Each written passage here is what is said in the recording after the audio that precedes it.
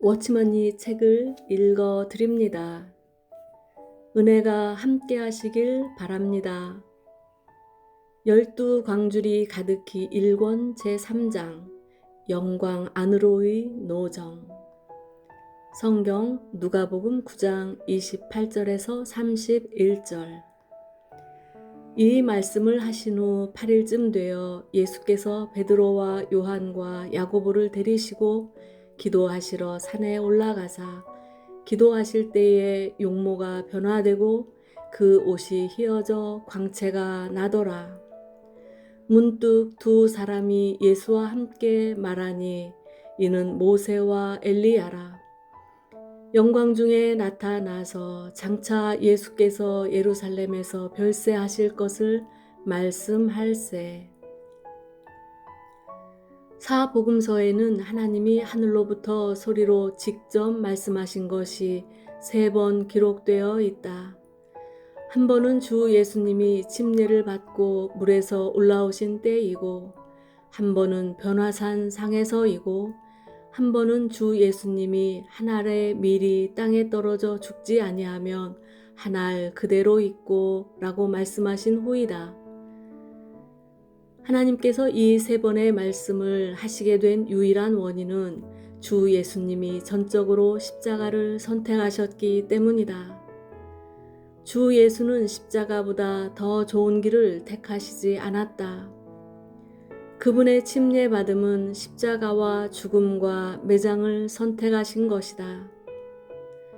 변화산에서도 그분은 십자가를 택하셨다. 주님은 변화산에서 곧장 승천하시지 않고 장차 예루살렘에서 이루어질 일을 주의하셨다. 주님이 예루살렘으로 들어가셨을 때 헬라인 몇이 그분을 뵙고자 했다. 사람의 측면에서 본다면 이 때가 주님의 가장 영광스러울 때이다. 그러나 주님은 우리의 사람의 우러러봄으로 인해 왕노릇을 하지 않고 십자가를 택하셨다. 누가복음 9장의 이 부분에서 우리는 주님이 어떻게 십자가를 택하시는지를 보아야 한다. 어떤 사람은 변화산을 하나님의 왕국의 예표라 말한다. 그러나 주 예수님은 변화산을 하나님의 왕국이라고 말씀하셨다.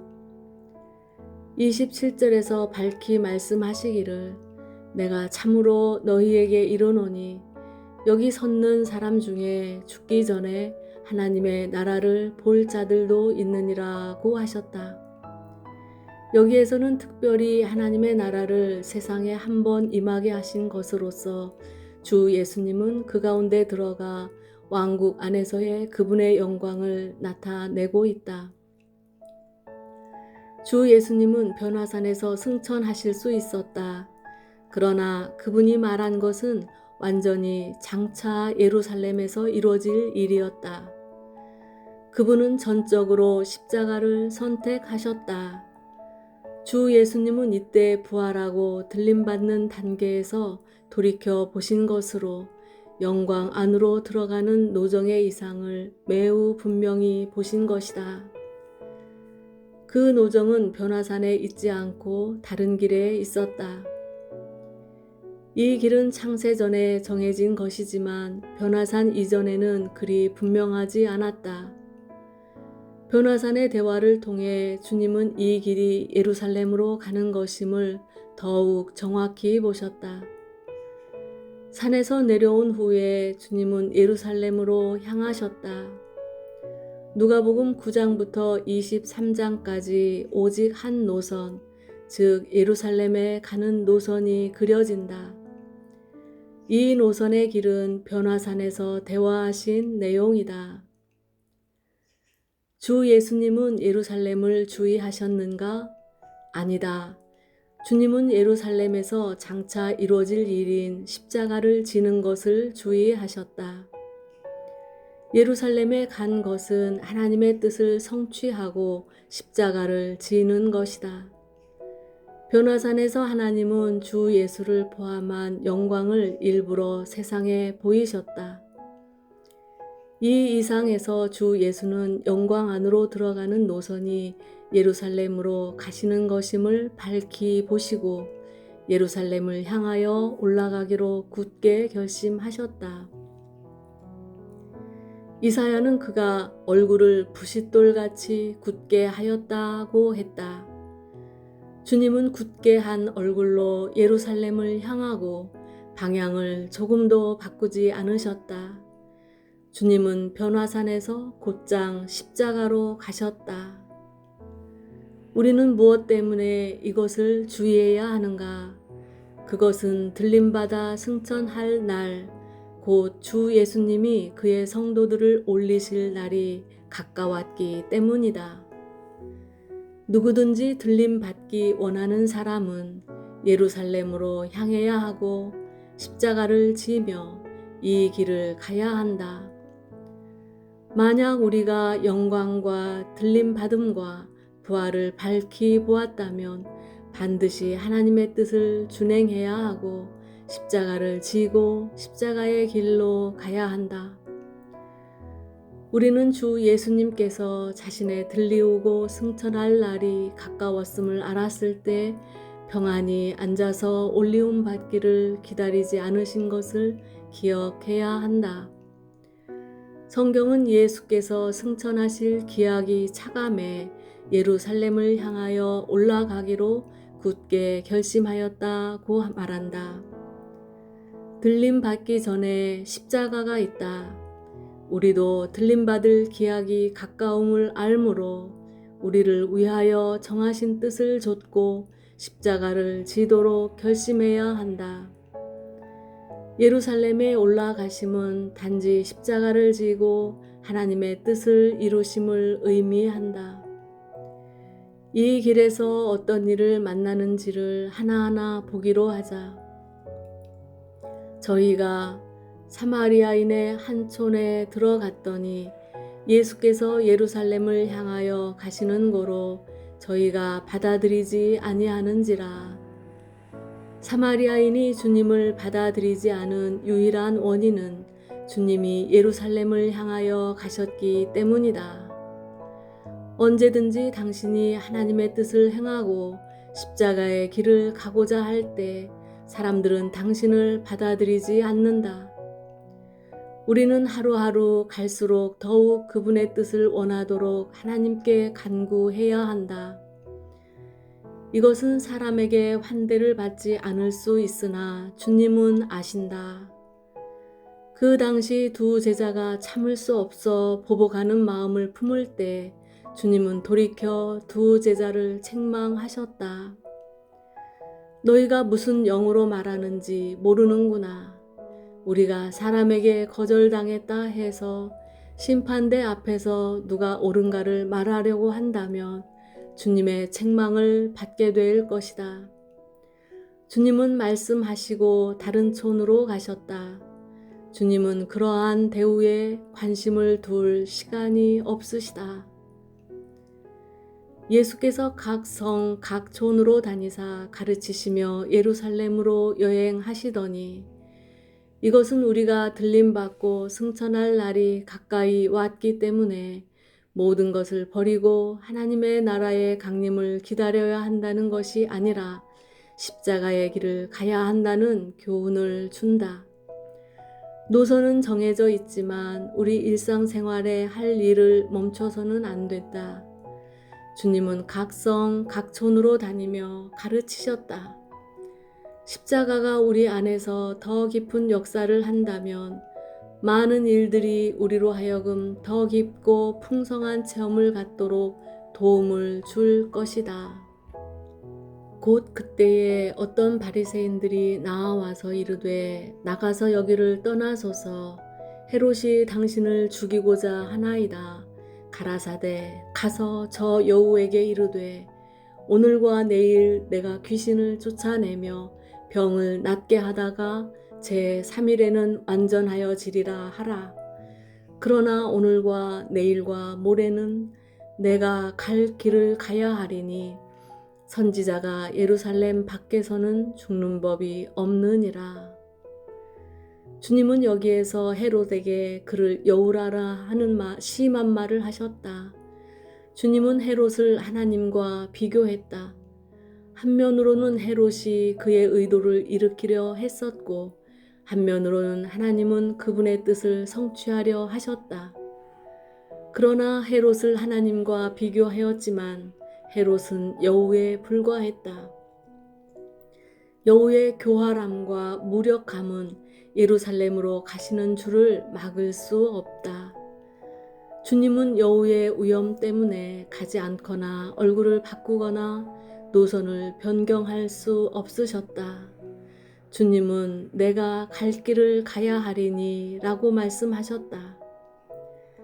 누가복음 17장 11절부터 19절까지는 주 예수께서 예루살렘으로 가실 때에 사마리아와 갈릴리 사이로 지나가시다가 한 촌에 들어가서 문둥병자 10명을 고치신 것을 말하고 있다.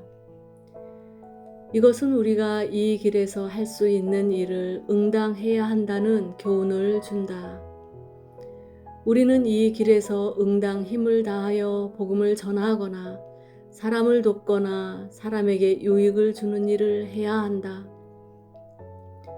주님은 예루살렘으로 갈 것을 정확히 보셨지만 그 길에서 만난 일을 다 하셨다. 주님은 예루살렘으로 가시기 때문에 모든 일에 후퇴하거나 기피하지 않으셨다. 우리가 들림 받기를 기다리는 것은 옳은 일이지만 또한 마땅히 이 길에서 힘을 다하여 사람을 구원해야 한다. 계시록 22장 17절 말씀은 매우 흥미롭다. 성령과 신부가 말씀하시기를 오라 하시는도다. 듣는 자도 오라 할 것이요. 여기에서 2번의 오라 하는 말은 주님께 오시기를 구하는 성령과 교회의 기도이다. 그 말에 이어서 목마른 자도 올 것이요. 또 원하는 자는 값없이 생명수를 받으라고 말한다. 이것은 주님께 다시 오시기를 간구한 다음에 이어서 복음 전파가 있음을 보여준다. 우리는 이 세상에서 몇 사람을 더 구원해야 한다. 그러나 우리가 이 길에서 만난 일로 인하여 방향을 바꾸거나 만난 일에 붙잡힘으로 인해 멈춰서 전진하지 못해서는 안 된다. 우리는 응당 일을 하고 사람을 구원해야 하지만 우리의 노선은 예루살렘을 향해야 한다. 우리가 예루살렘으로 가는 길을 막는 일은 마땅히 중단해야 한다. 만약 주님이 이 길에서 문둥병자 10명을 고치셨기 때문에 예루살렘에 가지 않고 그곳에 머물러 있었다면 사마리아의 모든 문둥병자를 치료할 수는 있으나 우리를 다 구원하실 수 없으셨을 것이다. 그리스도인은 응당 사람을 주님께 이끌고 사람을 도와야 하지만 그러한 일들이 하나님의 뜻을 쫓는데 방해가 된다면 하지 말아야 한다. 이러한 일들은 단지 이 길을 지나가면서 할 수 있을 뿐이다. 예수께서 12 제자를 데리시고 이르시되 보라 우리가 예루살렘으로 올라가노니 주님은 내가 가노니라고 하시지 않고 우리가 가노니라고 하셨다. 십자가의 길을 홀로 가는 것은 충분치 않다. 우리는 사람들로 하여금 하나님의 뜻을 좇고 십자가를 지고 앞으로 나가도록 권면하고 이끌어야 한다. 우리는 들림 받기를 어떻게 기다려야 하는가? 우리가 주님의 다시 오심을 말하는 것과 기다리는 것은 별개의 문제이다. 하나님은 우리에게 신조에 따라 그분의 다시 오심을 믿으라는 것이 아니라 하나님의 아들이 강림하심을 기다리라고 하셨다. 교회는 응당 하나님이 정하신 모든 것을 체험해야 한다.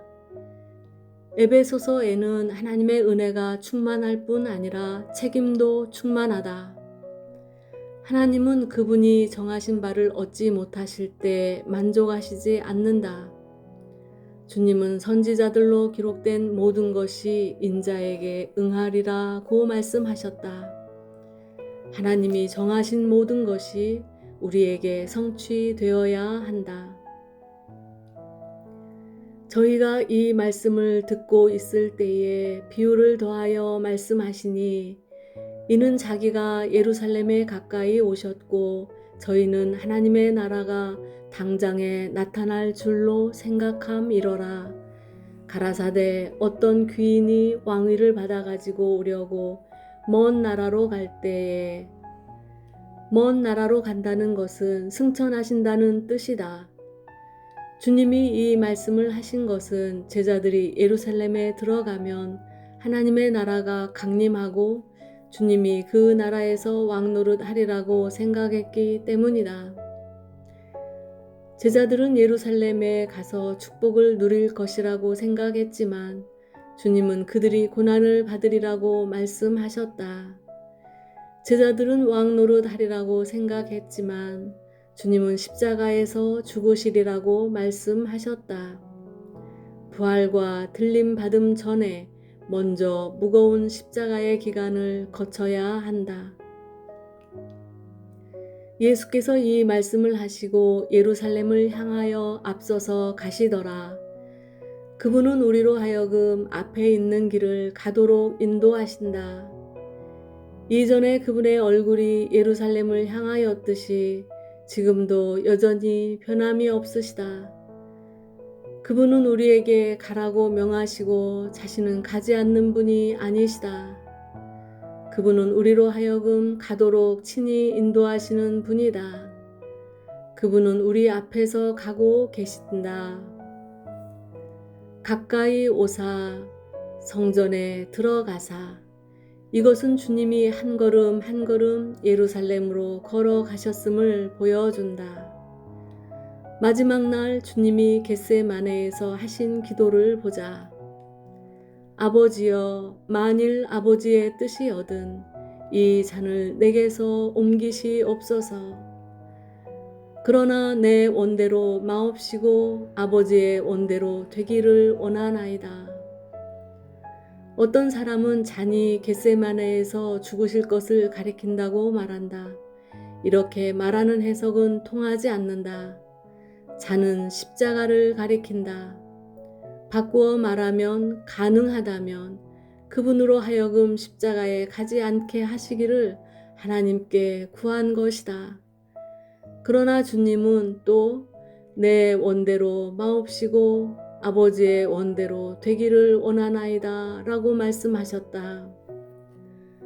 주님은 만일 아버지의 뜻이거든 이 잔을 내게서 옮기시옵소서 라고 기도할 수 있었으나 하실만 하거든 아버지의 뜻을 이루지 마옵소서 라고 기도하실 수는 없었다.